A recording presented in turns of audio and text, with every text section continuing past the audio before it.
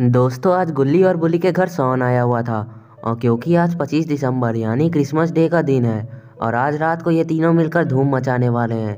और इसी की तैयारी करने के लिए इन लोगों ने सॉन को इतनी जल्दी घर पर बुलाया था। और अब इन तीनों ने अपने घर को काफ़ी अच्छी तरीके से सजाया हुआ है। तभी बुल्ली बोला कि सॉन, हमने तुम्हें यहाँ पर खाने पीने की व्यवस्था करने के लिए बुलाया है। तुमने खाने पीने की व्यवस्था ठीक से तो की है ना, या फिर तुम खाना लाए ही नहीं हो? अगर खाने की कमी हुई तो याद रखना, तो मैं तुम्हारे कपड़े उतार दूंगा। मेरा मतलब है तुम्हारे कपड़े उतरवा ले जाएंगे। ये सुनकर सॉन बोला, बुल्ली तुम उसकी टेंशन मत लो, मैंने सारा खाना पहले ही खा लिया है और ख़त्म कर दिया, और अब तुम लोगों के लिए कुछ भी नहीं बचा है। और अगर कुछ बचा है तो वो है तुम लोगों का फ्रिज, कहो तो मैं उसे भी खाली कर दूँ। गुल्ली बोला, नहीं सॉन, तुम ऐसा कुछ भी नहीं करोगे। तुम्हें पता है ना कि हमने बाबा को भी यहाँ पर बुलाया है, और अगर बाबा तुम्हारी इन हरकतों को देखकर गुस्सा हो गए तो वो हमें कमरे में बंद करके मारने लगेंगे, और तुम तो जानते ही हो कि बाबा कितने गुस्सेबाज आदमी हैं। सॉन बोला, अरे गुल्ली, मैं तो मजाक कर रहा था, मैंने ऐसा कुछ भी नहीं किया है, और तुम मुझे डराओ मत। मुझे पता है कि बाबा कैसे आदमी हैं। और ज़रा पीछे देखो, वो देखो हमारे घर रॉड आ रहा है, शायद उसे भी पार्टी करनी है। चलो उसे भी हम लोग पार्टी में शामिल कर लेते हैं। इसके बाद इन तीनों के चेहरे पे बड़ी सी स्माइल आ जाती है और तीनों रॉड की तरफ देखने लगते हैं। और रॉड भी इन तीनों के पास दौड़ा दौड़ा चला जाता है। रॉड जैसे ही इन लोगों के पास जाता है, बुल्ली रॉड से पूछता है कि क्या हुआ रॉड, आज तुम आधी रात को यहाँ कैसे?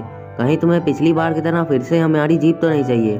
और अगर चाहिए तो एक बात जान लो तुम कि इस बार हम में से कोई भी तुम्हारे साथ नहीं जाएगा, क्योंकि हम लोग यहाँ पे पार्टी करने वाले हैं। और तुम चाहो तो हम तुम्हें भी पार्टी में शामिल कर सकते हैं, लेकिन उसके लिए तुम्हें इन दोनों से भी परमिशन लेनी होगी, क्योंकि ये सब अरेंज इन्हीं लोगों ने किया है। ये सुनकर रॉड बोलता है, बुल्ली ऐसी कोई भी बात नहीं है, मैं यहाँ पार्टी करने नहीं आया हूँ। असल में मुझे तुम लोगों से कुछ काम है, और अगर तुम लोग चाहो तो मैं अभी के अभी तुम्हारे पार्टी में शामिल भी हो सकता हूँ, बस तुम एक बार मुझे हाँ बोल दो। ये सुनकर गुल्ली बोलता है, शादी का रिश्ता है का जो हाँ बोल दे। और इसके बाद गुल्ली बोलता है कि रॉड, हम तुम्हें पार्टी में शामिल तो कर ले रहे हैं, लेकिन एक बात जान लो, तुम्हें पार्टी में कुछ भी खाने को नहीं मिलेगा, क्योंकि सॉन द भुक्खड़ ने सारा खाना पहले ही ख़त्म कर दिया है। और पहले पार्टी हम लोग करेंगे, उसके बाद तुम्हारा काम करेंगे।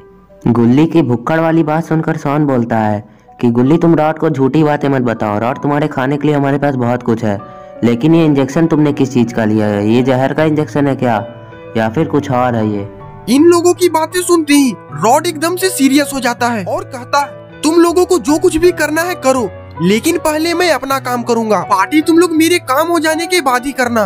और ये इंजेक्शन किसी जहर का नहीं है, बल्कि ये एक नया केमिकल है जिससे कि किसी भी नॉन लिविंग थिंग में जान आ जाती है, और मैंने इसे अपने लैब में बनाया है, लेकिन अभी तक मैंने इसका टेस्टिंग नहीं किया है। मैं इसे टेस्टिंग करने के लिए ही तुम लोगों के पास आया हूँ। वो जो तुम लोगों ने स्नोमैन बनाया है, मैं उस पर ही टेस्ट करूंगा। और तभी बुल्ली बोलता है, अच्छा रॉड, तो ये बात है, ठीक है, तुम टेस्टिंग कर लो, लेकिन जरा सावधानी के साथ करना, क्योंकि अगर कुछ उल्टा सीधा हो गया तो हमारी मेहनत खराब हो जाएगी। जाओ, जाकर लगा दो इंजेक्शन उस स्नोमैन को। इसके बाद रॉड बोलता है, ठीक है बुल्ली, मैं अभी इंजेक्शन लगाता हूँ, और मैं तुमसे एक वादा करता हूँ कि एक बार मेरा काम हो जाने के बाद मैं तुम्हारी स्नोमैन को बम से उड़ा दूंगा। मेरा मतलब है दोबारा बनवा दूंगा।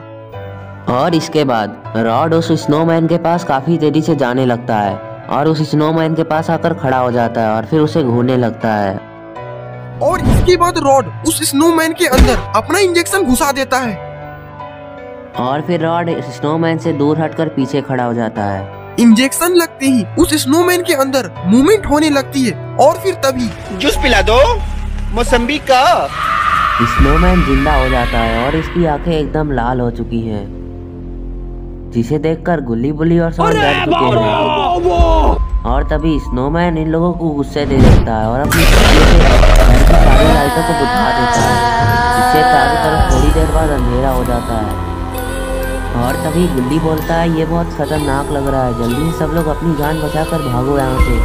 अगर इसने हमें पकड़ लिया तो ये हमें मार देगा, जल्दी से जान बचाकर भागो यहाँ से। लेकिन रॉड को लगता है कि ये एक्सपेरिमेंट फेल हो चुका है और स्नोमैन दोबारा से मर चुका है, इसलिए वो वहाँ से नहीं भागता और एक लगातार खड़ा होकर उसे देखता रहता है। लेकिन तभी स्नोमैन रॉड को हवा में उठा लेता है और उसकी गर्दन को दबाने लगता है, उसे गर्दन से पकड़ लेता है और रॉड उसे अपनी जान की भीख मांग रहा होता है।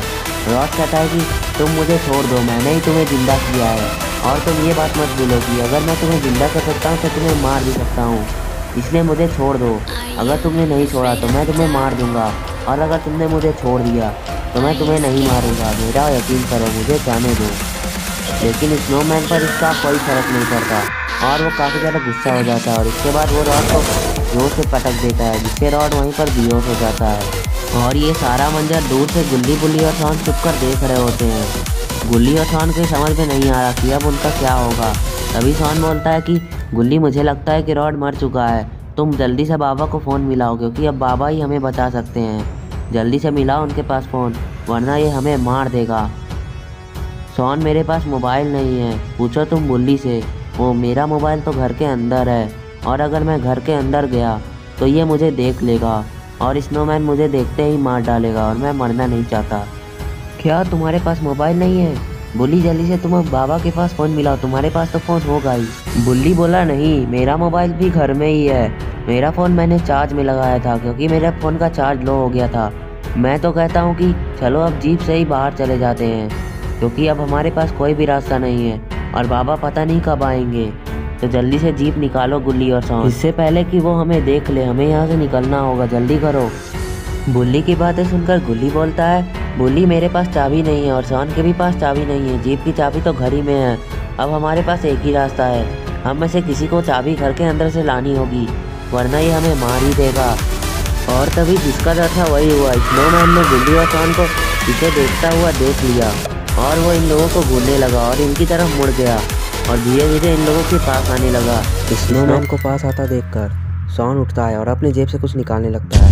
अक्षय, तू तो गया बेटे। इसके बाद शॉन बंदूक को स्नोमैन की तरफ फाड़ता है।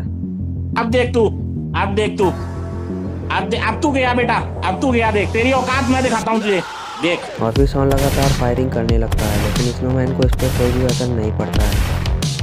थोड़ी देर बाद शॉन की गोलियां खत्म हो जाती हैं और अब स्नोमैन पागल हो चुका है और अब वो इन लोगों को बिल्कुल भी नहीं छोड़ेगा।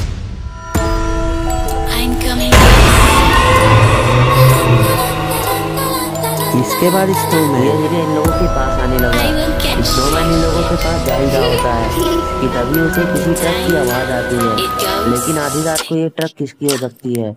स्नोमैन तुरंत ट्रक की आवाज़ की तरफ देखने लगता है और उसे एक ट्रक आती हुई दिखाई देती है, लेकिन आखिर इतनी रात को ट्रक में कौन आ सकता है। तो दोस्तों, आखिर ट्रक के अंदर कौन होगा और अब बुल्ली और शॉन इससे कैसे बचेंगे, ये सब हम देखेंगे नेक्स्ट पार्ट में। नेक्स्ट पार्ट देखने के लिए सब्सक्राइब करें हमारे चैनल को।